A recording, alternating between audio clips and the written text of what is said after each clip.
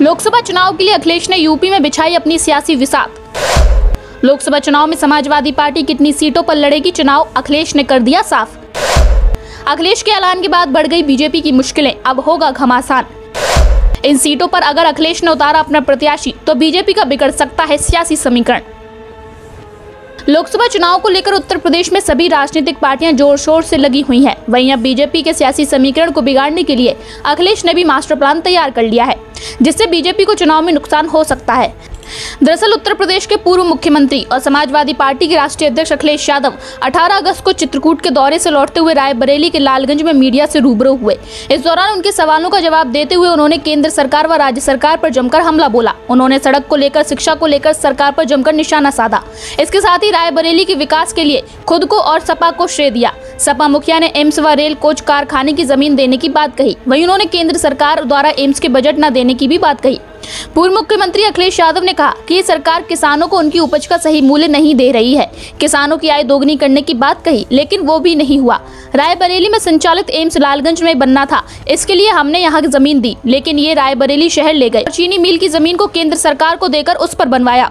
केंद्र सरकार ने बजट नहीं दिया, एक भी अस्पताल नहीं बना जहाँ गरीब जनता का इलाज हो सके, और ये सब व्यवस्थाएं खराब कर दी। एम्बुलेंस सेवा 100 डायल भी खराब कर दी। इसके अलावा भी कई बड़े प्रोजेक्ट हमारी देन है। रेल कोच कारखाने के लिए जमीन मुलायम सिंह यादव ने दी थी। अन्ना पशुओं पर तंज कसते हुए अखिलेश यादव ने कहा कि सड़कों पर अब नए ट्रैफिक ऑफिसर आ गए हैं, जो दिन में कम और रात में ज्यादा दिखाई देते हैं।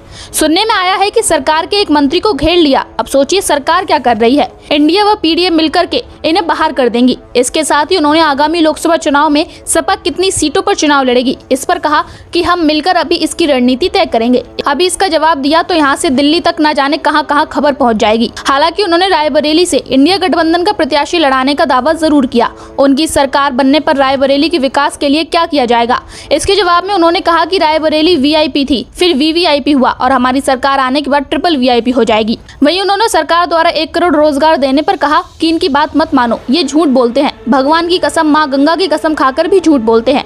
आप भी जनता को समझिए कि ये भगवान के नाम पर झूठ बोलते हैं। गंगा सफाई की बात कहते हैं, क्या गंगा साफ हो पाई?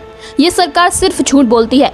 किन मुद्दों पर जनता के बीच जाएंगे? इसके जवाब में अखिलेश यादव ने कहा कि किसानों की आय दोगुनी नहीं हुई, उनके घर पर खुशहाली नहीं आई। गन्ना किसानों का बकाया है, मक्का की फसल का सही मूल्य नहीं दिया गया, गेहूं नहीं खरीद सके, किसान का बेटा बेरोजगार घर बैठा है, बिजली के बिल हजारों में लिए जा रहे हैं, उनके घरों में मीटर लगा दिए गए हैं।